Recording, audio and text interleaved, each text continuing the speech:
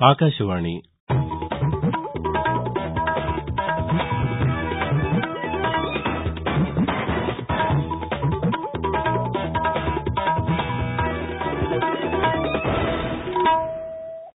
ప్రాంతీయ వార్తలు చదువుతున్నది పోపూరి మురళీకృష్ణ ప్రసాద్. ముఖ్యాంశాలు.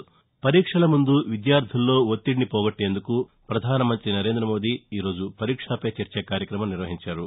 పరీక్షల సమయంలో సమయపాలన అత్యంత కీలకమని ప్రధానమంత్రి నరేంద్ర మోదీ విద్యార్థులకు సూచించారు. తెలుగుదేశం పార్టీ జాతీయ ప్రధాన కార్యదర్శి నారా లోకేష్ తలపెట్టిన యువగళం పాదయాత్ర ఈరోజు చిత్తూరు జిల్లా కుప్పం నుండి ప్రారంభమైంది. తెలుగు సినీ రంగంలో పాతతరం నటి జమున కన్నుమూశారు. ప్రధానమంత్రి నరేంద్ర మోదీ తన మనసులోని భావాలను ఆకాశవాణి ద్వారా దేశ ప్రజలతో పంచుకునే మన్ కీ బాత్ కార్యక్రమం ఈ నెల 29వ తేదీ ఆదివారం ప్రసారమవుతుంది. పరీక్షల ముందు విద్యార్థుల్లో ఒత్తిడిని పోగొట్టేందుకు ప్రధానమంత్రి నరేంద్ర మోదీ ఈరోజు పరీక్షా పే చర్చ కార్యక్రమం నిర్వహించారు. కొత్తదిల్లీలోని తల్కటోరా ఇండోర్ స్టేడియంలో జరిగిన ఈ కార్యక్రమంలో ఆయన విద్యార్థులు, ఉపాధ్యాయులు, తల్లిదండ్రులతో ముచ్చటించారు. ఈ సందర్భంగా విద్యార్థులతో సమయపాలన గురించి మాట్లాడారు.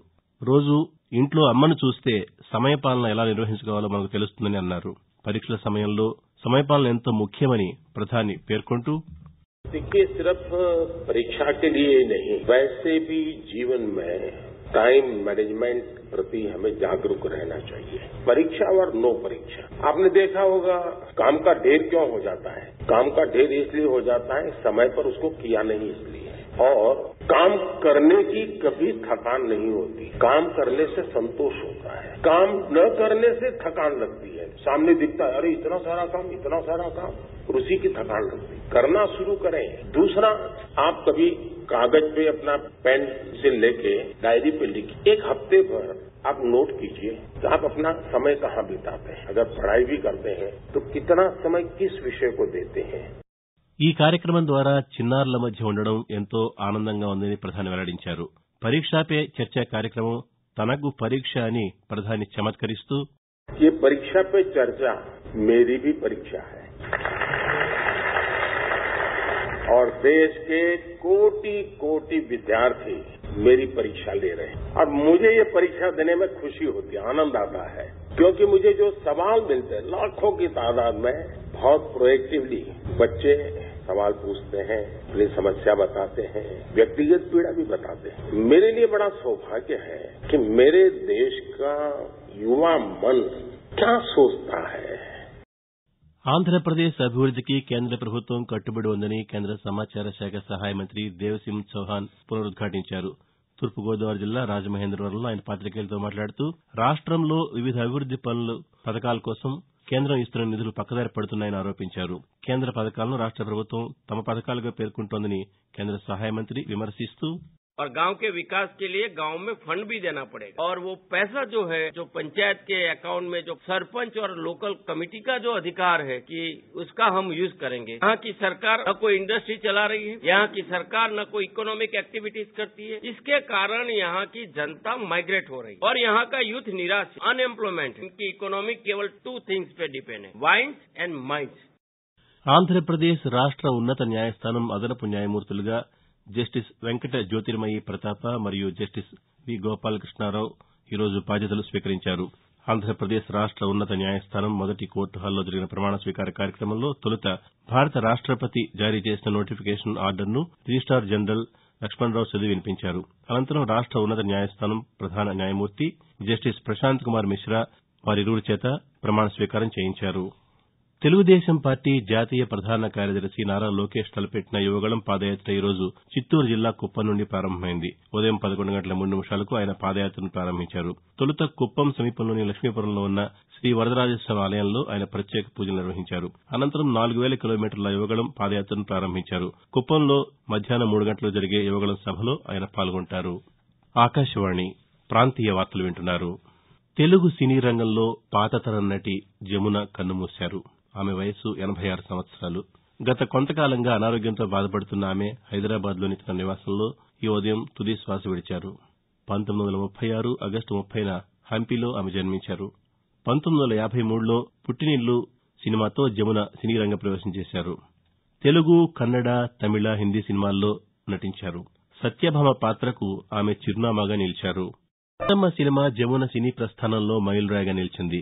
తెలుగులో దాదాపు 150కి పైగా సినిమాల్లో నటించిన ఆమె సంతోషం, మిస్సమ్మ, మూగ మనసులు, చిరంజీవులు, తెనాలి రామకృష్ణుడు, దొంగరాముడు, బంగారు పాప, వద్దంటే డబ్బు, చింతామణి, భూ కైలాస్, భాగ్యరేఖ, గుండమ్మ కథతో పాటు ప్రజాదరణ పొందిన పలు చిత్రాల్లో నటించారు. 2008లో ఎన్టీఆర్ జాతీయ పురస్కారాన్ని అందుకున్నారు.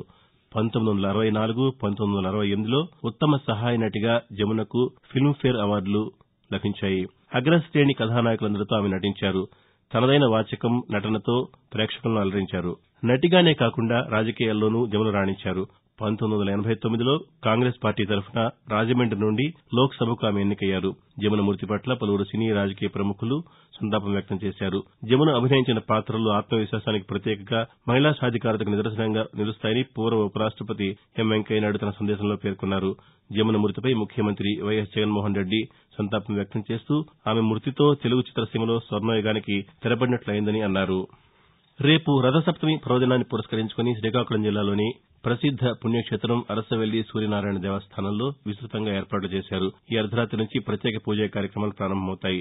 స్వామివారు నిజరూపంతో భక్తులకు దర్శనమివ్వనున్నారు. కాగా భక్తుల సౌకర్యార్థం అన్ని ఏర్పాట్లు చేశామని ఆలయ కార్యనిర్వహణాధికారి పి హరిసూర్యప్రకాశరావు వివరిస్తూ, రథసప్తమి వేడుకలు దేవాదాయ ధర్మాదాయ శాఖ అంగరంగ వైభవంగా ఏర్పాటు చేస్తుంది. ఇందులో భాగంగా సుమారు 75,000 మంది వరకు వస్తారని అంచనా. ఈసారి రథసప్తమి శనివారం అవడం వలన మాఘమాస ఆదివారాలు ఎప్పుడూ రద్దీగా ఉంటాయి. ఈ 2 రోజులు కూడా జనం సర్దుకుంటారనేసి ఒక అంచనా వేస్తున్నాము. దివ్యాంగులైన పిల్లలకు, వృద్ధులకు ఏసీ మ్యాజిక్ల్ని, ఆటోల్ని ఏర్పాటు చేయడం జరిగింది. అదేవిధంగా చుట్టుపక్కల ఆర్టీసీ వారితోటి, ట్రాఫిక్ పోలీసులతోటి సమన్వయపరిచి ట్రాఫిక్ అంతటిని కూడా మళ్లించడం జరిగింది. ప్రధానమంత్రి నరేంద్ర మోదీ తన మనసులోని భావాలను ఆకాశవాణి ద్వారా దేశ ప్రజలతో పంచుకునే మన్ కీ బాత్ మనసులోని మాట కార్యక్రమం 97వ సంచిక ఈ నెల 29వ తేదీ ఆదివారం ప్రసారమవుతుంది. మన్ కీ బాత్ కార్యక్రమానికి ప్రజలు తమ సూచనలు, సలహాలు అందించాలని ప్రధాని కోరారు.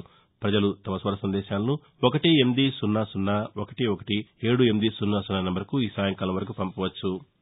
శ్రీ పొట్టి శ్రీరాములు నెల్లూరు జిల్లాలో కేంద్ర ప్రభుత్వ ఆయుష్మాన్ భవ పథకం కింద అర్హులందరికీ కార్డులు ఇవ్వాలని అధికారులను రాష్ట వ్యవసాయ శాఖ మంత్రి కాకాణి గోవర్ధన్ రెడ్డి ఆదేశించారు. నెల్లూరులో జరిగిన జిల్లా పరిషత్ సర్వసభ్య సమావేశంలో ఆయన పాల్గొన్నారు. ఇప్పటివరకు 5,45,347 మందికి కార్డులు ఇచ్చారని, ఇంకా 3 లక్షల మందికి కార్డులు త్వరగా ఇవ్వాలని మంత్రి ఈ సందర్భంగా సూచించారు. వైఎస్సార్ ఆరోగ్యశ్రీ పథకం కింద రోగులను ఆసుపత్రులు చేర్చుకోవడం లేదని సభ్యులు మంత్రి దృష్టికి తీసుకురాగా ఈ విషయంపై చర్యలు తీసుకోవాలని అధికారులకు సూచించారు. ఆకాశవాణి ప్రాంతీయ వార్తలు ముగించే ముందు ముఖ్యాంశాలు మరోసారి. పరీక్షల ముందు విద్యార్థుల్లో ఒత్తిడిని పోగొట్టేందుకు ప్రధానమంత్రి నరేంద్ర మోదీ ఈరోజు పరీక్షా పే చర్చ కార్యక్రమం నిర్వహించారు. పరీక్షల సమయంలో సమయపాలన అత్యంత కీలకమని ప్రధానమంత్రి నరేంద్ర మోదీ విద్యార్థులకు సూచించారు. తెలుగుదేశం పార్టీ జాతీయ ప్రధాన కార్యదర్శి నారా లోకేష్ తలపెట్టిన యువగళం పాదయాత్ర ఈరోజు చిత్తూరు జిల్లా కుప్పం నుండి ప్రారంభమైంది. తెలుగు సినీ రంగంలో పాతతరం నటి జమున కన్నుమూశారు. ప్రధానమంత్రి నరేంద్ర మోదీ తన మనసులోని భావాలను ఆకాశవాణి ద్వారా దేశ ప్రజలతో పంచుకునే మన్ కీ బాత్ కార్యక్రమం ఈ నెల 29వ తేదీ ఆదివారం ప్రసారమవుతుంది. ఆకాశవాణి ప్రాంతీయ వార్తలు ఇంతటితో సమాప్తం.